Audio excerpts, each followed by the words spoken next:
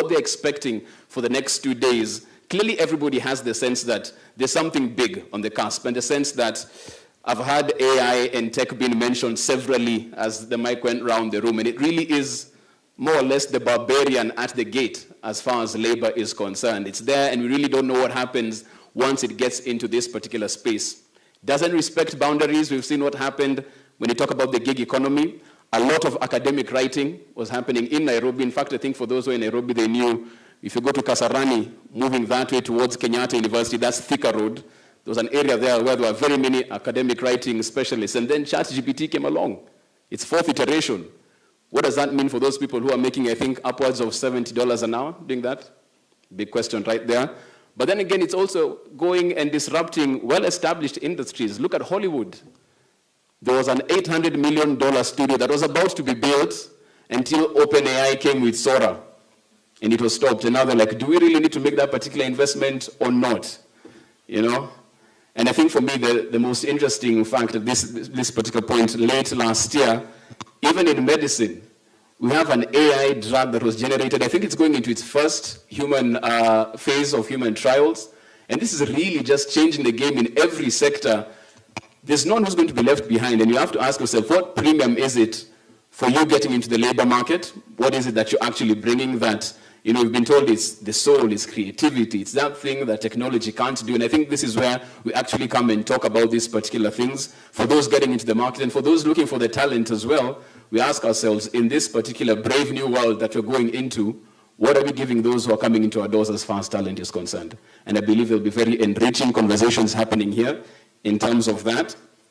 For me, really, the only question I have is, with all of these disruptions that AI is doing in every single space, I still can't understand how it hasn't disrupted Manchester United's losing streak. Have you guys realized that, as in, if you don't know that particular issue, ignorance is bliss. Please do not. It is a painful affair, that one, but we'll discuss those ones even as we go for tea. At this particular point in time, I'd like to call on stage Dr. Ehud Geshogo. He's a Global Director for Youth and Jobs at KEPSA for his welcome remarks. A round of applause for Daktari, please.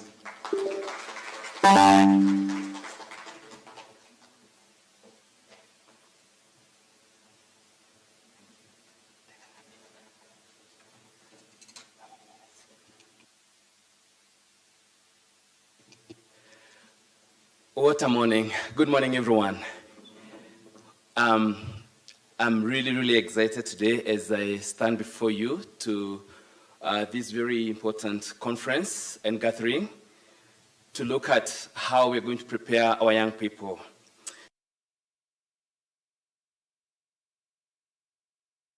Principal Secretary, State Department of ICT and Digital Economy, Washington Okoth, Secretary ICT Infrastructure, the representative of Principal Secretary, State Department of Labor and Skills Development, Dr. Wanjiro Kariuki, Secretary Post Training and Skills Development, to the representative of the Vice Chancellor of University of Nairobi, Professor Stephen Kiama, Professor Monyoki, Bodo Iminke, Country Director, JZ, Carol Juki, Country Head for ILO Kenya, all guests and captains of industry present, ladies and gentlemen, good morning. I extend this heartfelt welcome to this inaugural Future of Work Conference 2024, momentous summit hosted by ICT Authority, the Kenya Private Sector Alliance, Digital Transformation Center, Kenya in partnership with EldoHub. We find ourselves at a forefront of unprecedented journey, collectively committed to reimagining jobs for Africa, particularly for young people, with transformative landscape of the future of work. As we gather today, by the insightful words of Winston Churchill, to improve is to change, and to perfect is to change often. We recognize that our forum is not merely a conventional symposium. Today signifies transcendent boundaries, fostering connections and networking among thought leaders across diverse sectors, from private sector captains of industry to government representatives to academia, labor unions, international community, experts, change makers, all pivotal in shaping our collective future for our country. May I say that Africa stands on the precipice of profound demographic shifts, with its working age population set to double to 700 million individuals by 2037.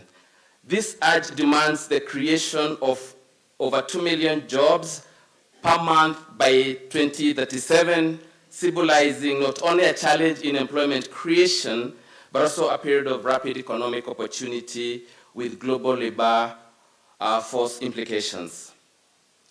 Despite this huge opportunity within the continent with a growing demographic, Africa remains remarkably youthful, anticipating an 80% increase in youth population between 2020 and 2050.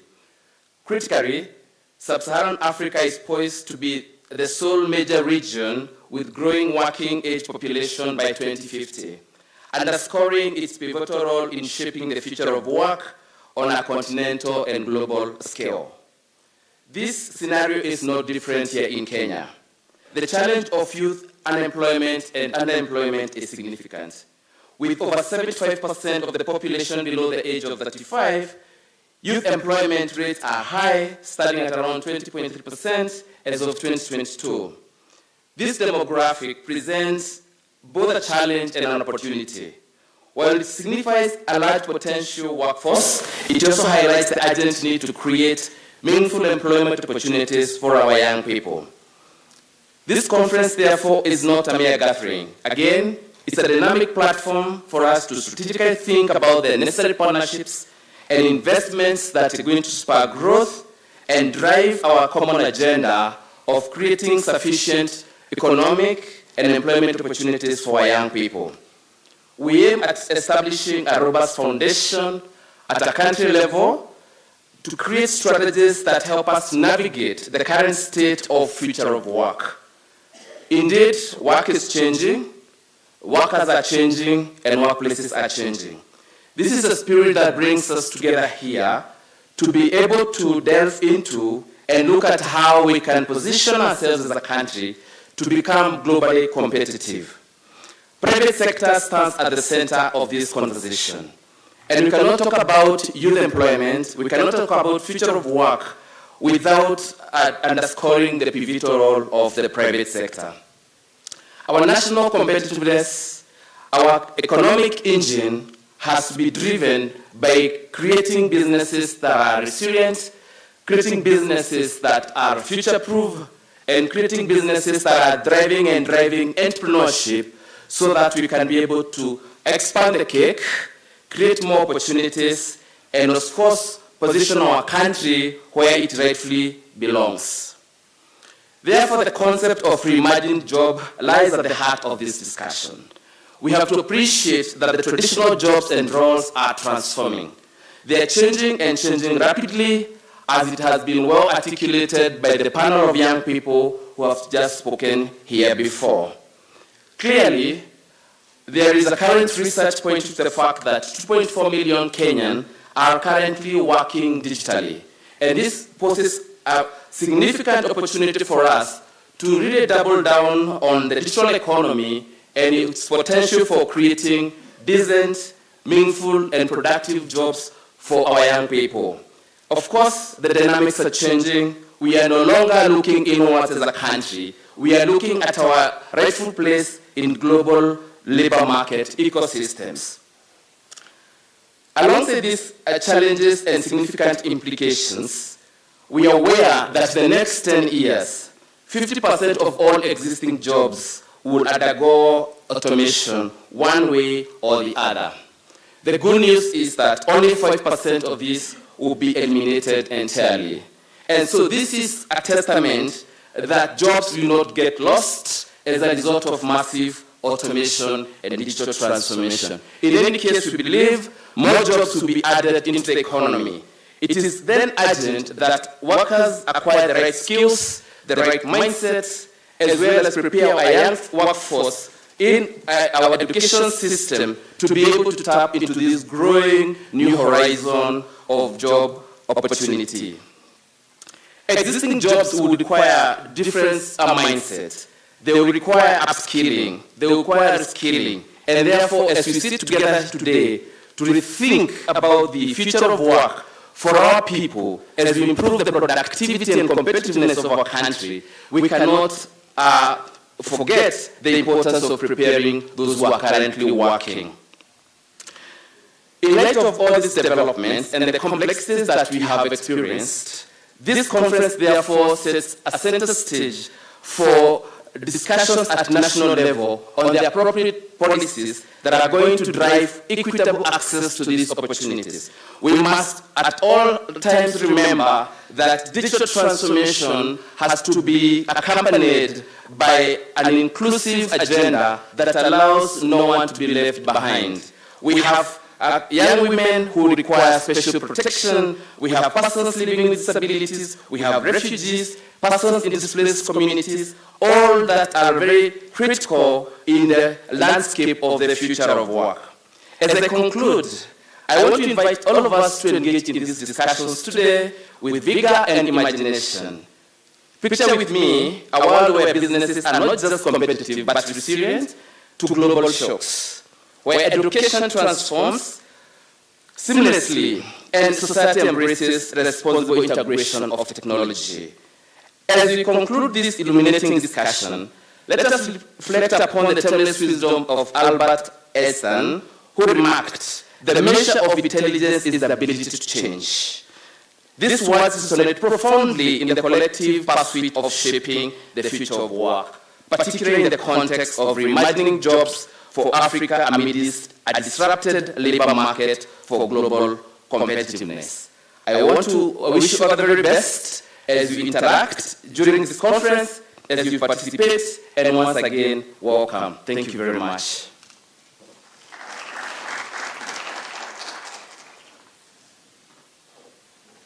Now, ladies and gentlemen, we have to give Dr. Ehud a round of applause, please. I also say that because I am reliably informed he is one of the signatories to my check. So that applause was counting on that. It was part of the KPIs. Thank you so much for that.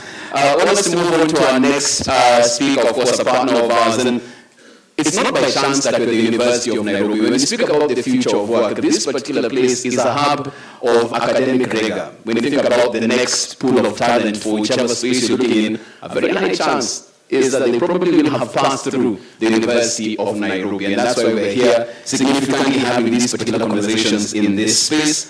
And to welcome us as well, I'd like to call on stage Professor Justus Munyoki. He's the Director of Research, Innovation and Enterprise at the University of Nairobi. A round of applause for Prof, please.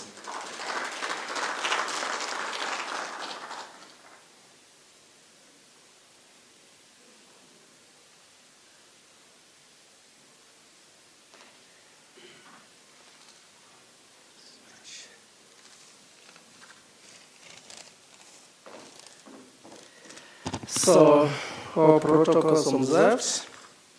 I want to recognize the presence of Dr. Wanjiru Kariuki, who is presenting the PS, State Department of Labor and Skills and Development. I want to recognize the presence of Dr. Washington Okoth, representing the PS, rather the CS, the Principal Secretary, State Department of ICT, Motheu Kasanga, who is the Director Education, Sports, Arts, and ICT, Bando Imik, Country Director, GIZ, Kenya, Dr. Eliud Galungu just spoke now, the previous speaker, who is the Director, Ajira and Digital, Youth and Jobs at Kenya and a number of other distinguished guests, all of us here. Good morning once more. My name, as has been introduced, is Justus Munyoki, Director, Research and Enterprise, University of Nairobi. I'm here representing the Vice Chancellor, Professor Stephen Kiama, who was supposed to make remarks during this great event, but he got engaged elsewhere, and he asked me to come over and greet you, welcome you to the University of Nairobi, and make remarks on his behalf. We are really excited as a university when we host such events like we have today, because this is really talking about what we talk about all the time. We are churning an average of about 10,000 graduates every year to go out there, having taken time here to go through training in various areas, and we release them to the labor market. Where are they going? Who is employing them? Have we prepared them well for that labor market? So an event like today, ladies and gentlemen, is very key to us. And to our students who will be following, and some are here, it's good to take a keen interest in terms of what is the world talking about, what are we thinking about in terms of labor markets. Are we matching well? So, on behalf of the Vice Chancellor, Stephen Kiama, good morning once again. I am honored to address this very esteemed gathering of individuals who are committed to shaping the future work through skill development, exploration, and empowerment. This is very important. I want, therefore,